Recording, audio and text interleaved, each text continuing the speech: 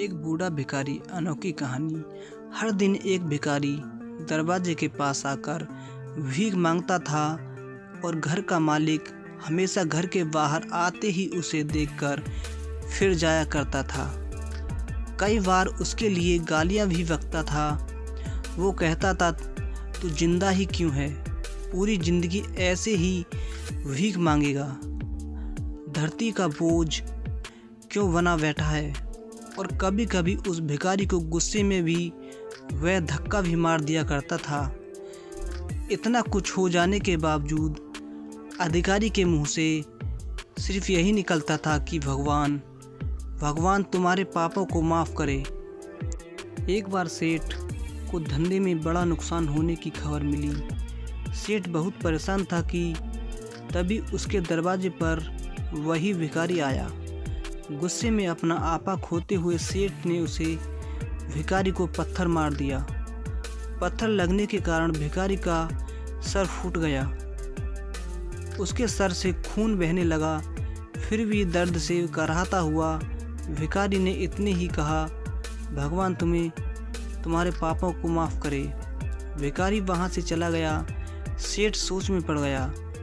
भिखारी को पत्थर मारा, फिर भी उसने सिर्फ प्रार्थना ही की। सेठ को गुस्सा शांत हुआ। सेठ का मन शांत हुआ।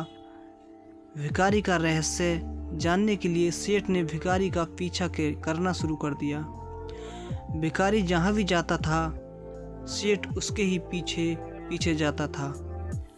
सेठ ने देखा कि कोई उसको खाना देता है, कोई उसको मारता है, कोई अपमानित करता है तो कोई गाली देता है।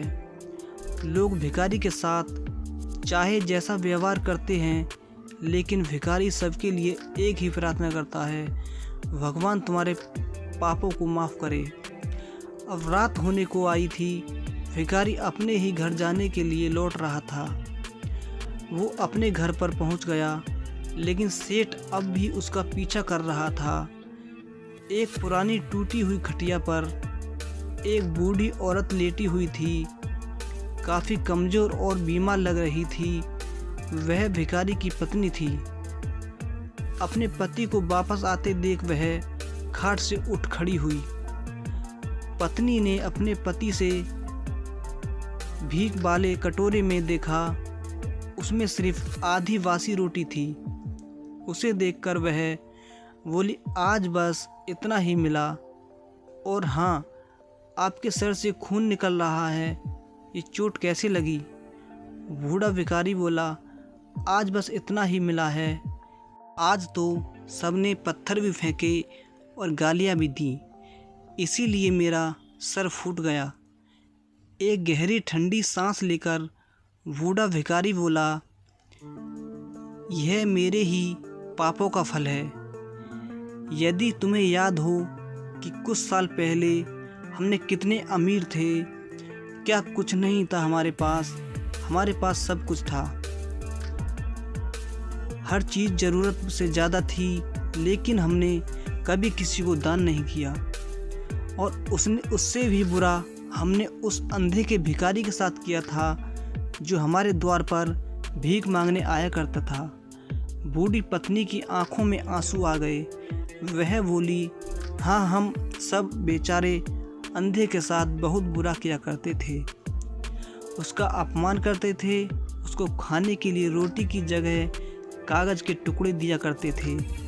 उसका मजाक उड़ाया करते थे और कभी कभी मारा भी किया करते थे। मैंने कभी उसको रास्ते नहीं दिखाए।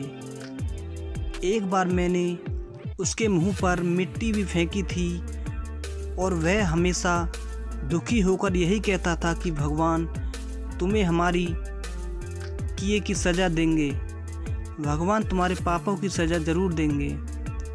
उसका श्राप सच हुआ और हम सब इस दुख भरी ज़िंदगी में आ गए हैं। भिखारी बोला, हाँ, उसका श्राप सच हुआ, इसीलिए मैं किसी को बद्दुआ नहीं देता, चाहे कोई मेरे लिए कुछ भी दे या ना दे।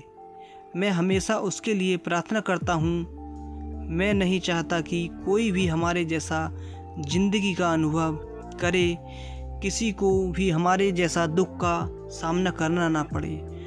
वो नहीं जानते थे कि वह कितना बड़ा पाप कर रहे हैं, इसीलिए अनजाने में वह पाप की सज़ा चुका रहे हैं। किसी को भी मिले या ना मिले कुछ भी, तो किसी को गलत नहीं बोलना चाहिए। सेठ वहीं पर छुपकर यह सारी बातें सुन रहा था।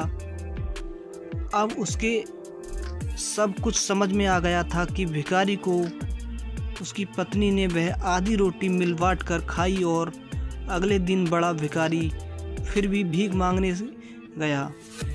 सेठ के घर के पास जाते ही सेठ ने पहले से गर्म रोटी या उसके लिए निकाल कर रख रखी थी। उसे देते हुए सेठ विनम्रता से बोला, माफ़ कर दीजिए बाबा, उससे बहुत बड़ी गलती हो गई है। बूढ़ा भिखारी बोला, भगवान तेरे भले पर। इतना कहकर वह आगे निकल गया। इस कहानी से जो सीख लेने लायक है वह बड़ी ही सिंपल है कि आदमी चाहे किसी के बारे में बुरा या भला कहे, लेकिन भगवान सिर्फ कर्मों के हिसाब से उसको फल देता है। क्योंकि हुआ अगर भगवान ने दिखाया है, लेकिन यह बात बिल्कुल सच है, उसके खाते में सब का हिसाब बहुत बहुत पक्का होता है। इसीलिए जब किसी के लिए कुछ भी करते हो तो अच्छा ही करिए। आपको कहानी कैसी लगी फ्रेंड्स, कमेंट करके ज़रूर बताएं।